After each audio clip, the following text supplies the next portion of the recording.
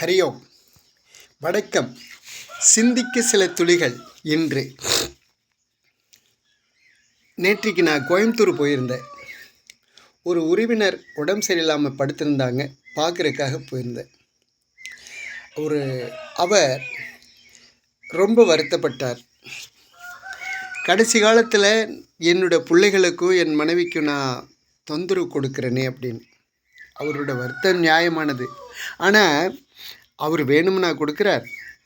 அது இயற்கையாக நடக்குது. சில பிரச்சனைகள் உடம்புல வருது. அதனால் அவர் சிரமப்படுறாரு. அவர் தான் சிரமப்படுறாரு. அதை பார்த்து இவங்க சிரமப்படுறாங்க, அது வேறு. ஆனால் இன்னொரு விஷயம் சொல்லி அவர் சந்தோஷப்பட்டார்.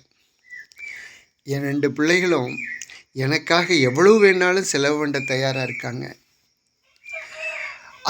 அது மட்டும் இல்லை, என் பிள்ளை சொன்னால், அப்பா இந்தியாவில் ரெடி ஆகலைனாலும் உங்களை வெளிநாட்டுக்கு கூட்டிகிட்டு போயாவது, வெளிநாட்டில் வேறு ஹாஸ்பிட்டலில் பார்த்தாவது உங்களை சரி பண்ணி கூட்டிகிட்டு வந்துடலாம்ப்பா, சரி பண்ணிடலாம்ப்பா, கவலைப்படாதீங்க அப்படின்னு சொன்னால் எனக்கு சந்தோஷமாக இருக்குது அப்படின்னாரு. உண்மை தானே? அவங்க பிள்ளைங்க 2 பேரும் நல்ல கம்பெனியில் இருக்காங்க, நல்ல வெளிநாட்டு கம்பெனியில் இருக்காங்க, நல்லா சம்பாதிக்கிறாங்க, பணம் இருக்குது. ஆனால் அதோட நல்ல மனம் இருக்குது. வயதான பெரியவர்களுக்காக எதுக்காக இத்தனை காசு செலவழிக்கணும், ஏன் வீணாக்கணும் அப்படின்னு நினைக்கிற பிள்ளைகள் நிறையா இருக்காங்க. ஆனால் அவர்களுக்கு மத்தியில், அப்பா இங்கே ரெடி ஆகலைன்னா கூட வெளிநாட்டில் போயாவது உங்களை சரி பண்ணிடுவேன்னு சொல்கிற அந்த வார்த்தை, அது மனசு இருந்தால் தான் வரும். இப்படிப்பட்ட பிள்ளைகளை பெற்றெடுத்ததற்காக இவர் உண்மையாலுமே புண்ணியம் செய்திருக்கணும். இது ஒரு சந்தோஷமான விஷயந்தான். அதே போல் நான் அயோத்தி மதுரா போயிருந்தோம். நானும் ஜியும் ஒரு 6 மாதத்துக்கு முன்னாடி. அப்போ அந்த ரிக்ஷாவில் போயிட்டுருக்கும்போது அந்த ரிக்ஷாக்காரன், நான் இப்போ தாங்க புதுசாக ரிக்ஷா ஓட்டுறேன், இந்த 2 மாதமாக தான் நான் ஓட்டிகிட்ருக்கேன். ஏன் இதுவரையில் என்ன பண்ணேன்? இதுவரையில் வேறு வேலையை முயற்சி பண்ணிகிட்டு இருந்தேன். வேறு வேலை ஒன்றும் கிடைக்கல. அப்புறம் பார்த்துட்டு அப்பா வயசாயிருச்சு, அதனால் நீ அப்பாவை வீட்டில் வச்சு தான் நாம் தான் சாப்பிடணும், இதுக்கு மேலே அவங்கள அலைவிடக்கூடாது. அதனால் அவங்களுடைய ரிக்ஷாவை நான் ஓட்டிகிட்டு அவங்கள வீட்டில் ஓய்வு கொடுத்துட்டேன். அப்பாவுக்கு வயசு என்ன? அப்பாவுக்கு வயசு 60 ஆயிடுச்சுங்க. இத்தனை நாள் நமக்காக உழைச்சார் இல்லைங்களா? இனி எஞ்சிய காலத்தில் அவருக்காக நாம் உழைக்கணும், அவர் வீட்டில் இருந்து சந்தோஷமாக சாப்பிடணும் அப்படின்னு ஒரு ரிக்ஷா ஓட்டுற ஒரு தம்பி இந்த வார்த்தையை சொன்னார்.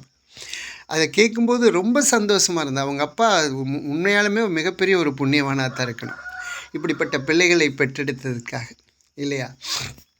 எனக்கு தெரிஞ்ச ஒரு நண்பர் மூலனூரில் இருக்கார். அவரோட அம்மா ஒரு சில ஆண்டுகளுக்கு முன்னால் திடீர்னு இறந்துட்டாங்க. இப்போ அப்பா பிள்ளை 2 பேரும் தான் அந்த வீட்டில். இவங்க 2 பேருமே மாற்றி மாற்றி சமைச்சாங்க, அம்மா இல்லைங்கிறதுனால. அப்பா சொன்னார், மகன் உனக்கு வயசு 21 ஆச்சு, உனக்கு ஒரு கல்யாணம் பண்ணி வச்சுட்டா இந்த சமையல் பிரச்சனை முடிஞ்சிரும்ப்பா, சீக்கிரம் பொண்ணு பார்க்கலான் இருக்கேன் அப்படின்னாரு. அதுக்கு மகன் சொன்னா, அப்பா எனக்கு கல்யாணம் பண்ணுறது அப்புறம், முதல்ல உங்களுக்கு கல்யாணம் பண்ணணும் அப்படின்னு. டேய், எனக்கு எதுக்குடா கல்யாணம்? அழகான பையன் நீ இருக்கும்போது, சிங்கக்குட்டி மாதிரி நீ இருக்கும்போது, எனக்கு இன்னொரு மனைவி, இன்னொரு குழந்தை, இதெல்லாம் எதுக்குடா? உனக்கு கல்யாணம் பண்ணி வச்சிட்டா என் பாடு முடிஞ்சுது. அப்பா உங்கள் பாடு முடிஞ்சுது. ஆனால் எனக்கு வர்றவ என்னோட மனைவி உங்களை பார்த்துக்குவான்னு என்ன நிச்சயம் சொல்லுங்கள்? அது ரொம்ப சிரமமாயிரும் இல்லையா? அதனால் உங்களை பார்த்துக்கிறதுக்காக ஒரு மனைவி வேணும், அப்புறம் எனக்கு மனைவி அப்படின்னு சொல்லி அப்பாவை சமாதானப்படுத்தி அப்பாவுக்கு முதல்ல கல்யாணம் பண்ணிடலாம். அப்புறம் சில ஆண்டுகளுக்கு பின்னாடி இவன் கல்யாணம் பண்ணிட்டான். பாருங்கள், அப்பா தன்னுடைய வேலை தீந்துரும் சீக்கிரம் அப்படின்னு நினைக்கிறேன். ஆனால் அப்பாவுடைய எதிர்காலம், அப்பா இன்னும் ஒரு 25 வருஷம் 30 வருஷம் இருக்க போகிறாங்க. அவங்கள பார்த்துக்கிறதுக்கு இது பிள்ளை யோசிக்கிறான்.